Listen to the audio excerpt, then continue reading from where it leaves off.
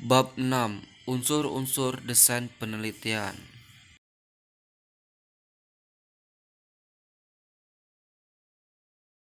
Assalamualaikum warahmatullahi wabarakatuh. Baiklah, di sini saya akan membahas di bagian bab 6, yaitu ada unsur-unsur desain penelitian. Yang mana di dalam bab ini terdapat 9 topik pembahasan. Yang pertama ada desain penelitian, yang kedua ada tujuan studi eksploratif dan deskriptif kasual, yang ketiga ada tingkat interpretasi penelitian terhadap studi, yang keempat ada situasi studi diatur versus tidak diatur, yang kelima ada strategi penelitian, yang keenam ada unit analisis ada individu, pasangan, kelompok, dan organisasi dan budaya. Yang ketujuh ada horizon waktu, studi cross seasonal versus studi longitudinal. Yang ke-8 ini ada tinjauan unsur-unsur desain penelitian. Yang terakhir ada implikasi manajerial. Baiklah, kita akan membahas topik pembahasan yang pertama, yaitu desain penelitian.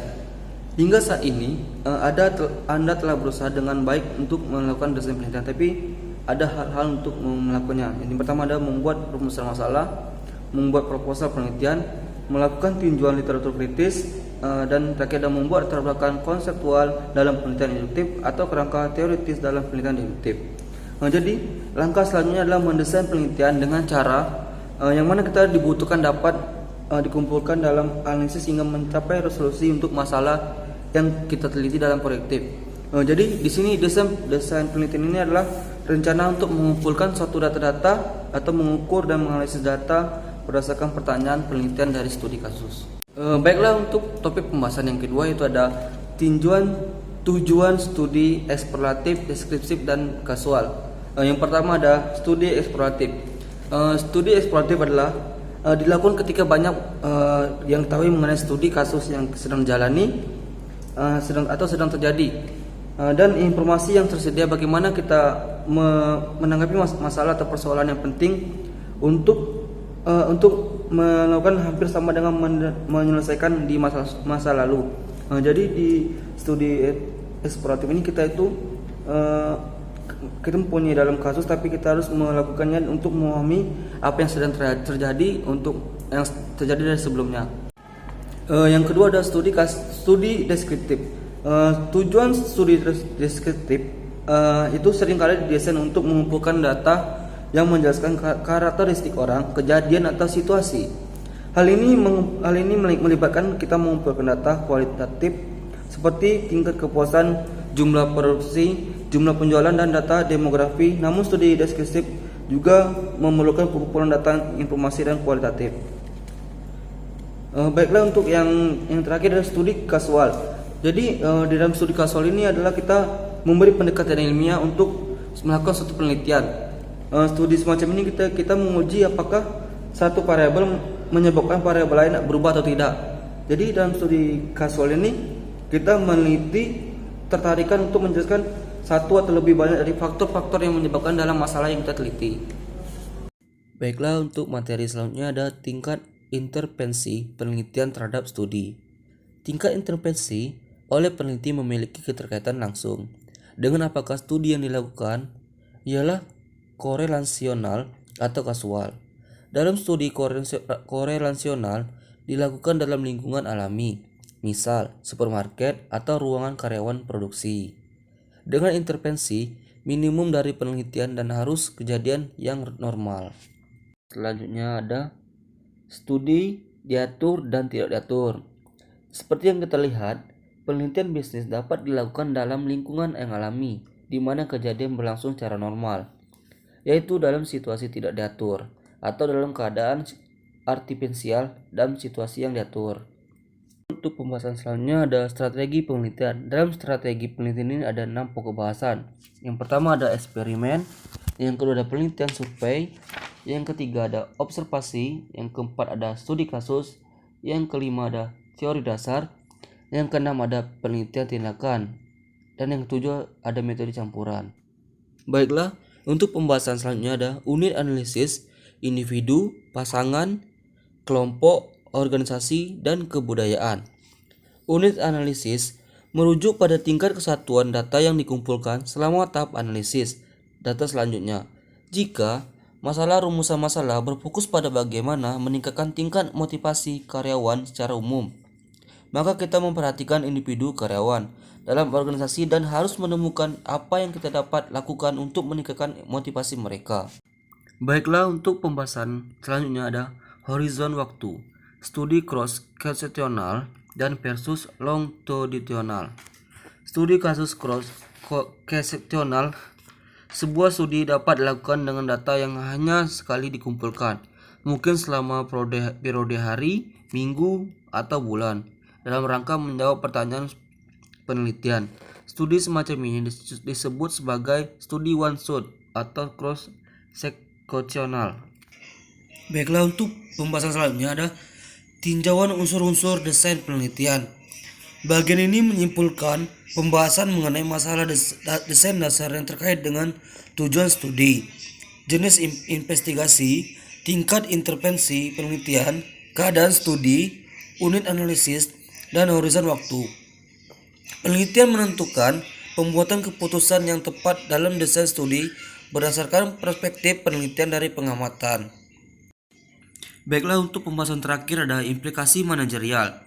Pengetahuan tentang persoalan desain penelitian membantu manajer untuk memahami apa yang berusaha dilakukan oleh peneliti.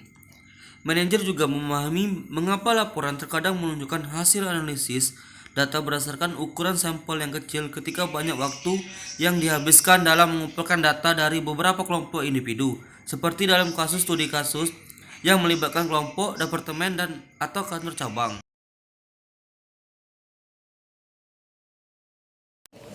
Assalamualaikum warahmatullahi wabarakatuh. Perkenalkan, nama saya David Rivaldi, NPM 18340-3009. Baiklah, di sini saya akan membahas di bab 7, yaitu ada metode pengumpulan data, pengantar, dan wawancara. Di bab 7 ini ada 4 topik pembahasan. Yang pertama ada sumber data, yang kedua ada metode pengumpulan data, yang ketiga ada wawancara, yang keempat ada metode proaktif. Baiklah, kita akan membahas dari topik pembahasan yang pertama, yaitu sumber data. Sumber data diperoleh dari dua sumber, yaitu primer dan sekunder. Yang pertama yaitu data primer. Data primer ini mengacu pada informasi yang diperoleh secara langsung oleh peneliti yang terkait dengan variabel ketertarikan untuk tujuan tertentu pada studi kasus. Data sekunder. Data sekunder mengacu pada informasi yang dikumpulkan dari sumber-sumber yang sudah ada. Seperti yang telah kita lihat di bab 3 sebelumnya, kita mengumpulkan informasi pendahuluan.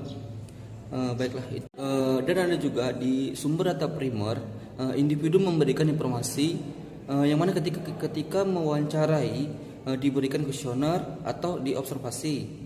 Wawancara mendalam terhadap kelompok fokus merupakan sumber lain yang kaya akan data primer. Baiklah, kita akan membahas di topik pembahasan yang kedua, yaitu metode pengumpulan data. Di mana metode pengumpulan data merupakan bagian integral dari desain penelitian seperti yang ditunjukkan pada bagian berbayang dalam figur 1.7 di dalam buku metode penelitian. Terhadap beberapa metode pengumpulan data, masing-masing dengan kelebihan dan kurangnya. Masalah yang diteliti dengan menggunakan metode yang dapat tepat meningkatkan dalam penelitian. Jadi dalam metode pengumpulan data ini kita tentu mengumpulkan data-data dari sumber-sumber yang telah kita temukan. Baiklah, untuk topik pembahasan yang ketiga itu ada wawancara. Yang mana wawancara ini adalah salah satu metode pengumpulan data yang kita mewawancari suatu responden untuk memperoleh informasi yang kita dapatkan. Jadi untuk mengenai masalah penelitian kita melakukan dengan metode wawancara. Jadi wawancara ini adalah metode pengumpulan data yang efektif, terutama selama tahapan penelitian eksploratif. Ketika kita mewawancarai dilakukan dengan banyak wawancara yang berbeda. Pentingnya untuk memberikan pelatihan kepada wawancara untuk mendapatkan informasi terhadap responden yang kita temukan. Baiklah, untuk pembahasan yang terakhir itu ada metode proaktif. Jadi di dalam metode proaktif ini kita mempunyai ide dan pemikiran yang tertentu yang tidak dapat kita mudah dengan kita cernai, tapi kita mudah diungkapkan dengan kata-kata yang tepat berada dalam pikiran responden. Jadi kita dalam suatu penelitian ini mempunyai motivasional. Hal tersebut bisa dilakukan oleh profesional terlatih menerapkan berbagai efektif dalam teknik penelitian. Jadi di dalam teknik penelitian ini mungkin ada satu teknik yang saya bahas itu tentang teknik asosiasi kata, yang mana kita meminta responden dengan cepat mengasosiasikan sebuah kata-kata dengan hal yang pertama muncul di pikiran mereka. Jadi dengan metode ini kita bisa mendapatkan informasi-informasi yang pas, yang lebih penting terhadap responden. Baiklah, mungkin dari bab 7 ini tadi sedikit ringkasan dari bab 7 ini, yaitu dalam buku ini menyebutkan bahwa kita telah menjelaskan bahwa 3 metode utama: pengumpulan data, wawancara, observasi, dan pemberian kuesioner. Jadi pembahasan berbagai jenis wawancara serta kelebihan dan kekurangannya, seperti hanya bisa mewawancarai responden. Jadi di bab 7 ini kita mencari informasi-informasi untuk suatu penelitian. Sekian dari saya akhiri. Wabillahi taufiq hidayah. Wassalamualaikum warahmatullahi wabarakatuh.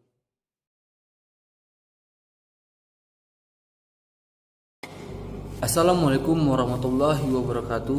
Perkenalkan, nama saya Dapir Paldi, NPM 18340309. Baiklah, di sini saya akan membahas di bagian bab 8, yaitu metode pengumpulan data observasi.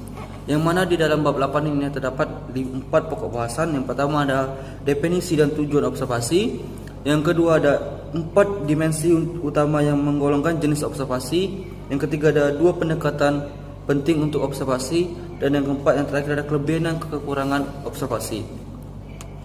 Baiklah, untuk materi pertama, pembahasan pertama itu ada definisi dan tujuan observasi. Yang mana observasi melibatkan kegiatan melihat, mencatat, menganalisis, dan menginterpretasikan perilaku atau tindakan dan peristiwa secara terencana.